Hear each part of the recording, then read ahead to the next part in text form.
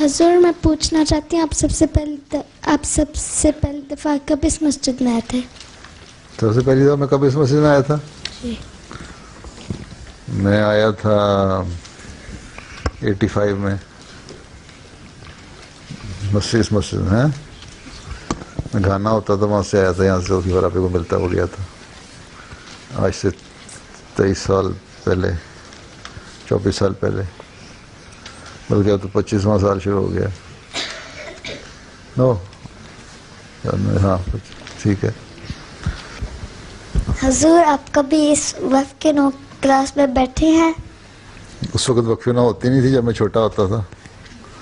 मगर फिर किसने वफ़ के नो स्टार्ट करी वक्फे थी? नौ खलीफा मसीह राबे ने शुरू की थी ना 1987 में, 1987 में। हैं? उस 1987 इंग्लिश में कैसे कहेंगे? 87 ठीक है। 1987 में बस खलीफा राबे ने 86 या 87 में शुरू की थी। उसके बाद से वक्फे नौ शुरू हुआ। आप फुटबॉल खेला था? मैंने फुटबॉल खेला था। हाँ, बचपन में बहुत छोटा होता, जब तुम्हारे इतना तब खेलता था। थोड़ा सा गोलकीपर अच्छा था, काफ़ी मैंने विकेट खाए हुए हैं।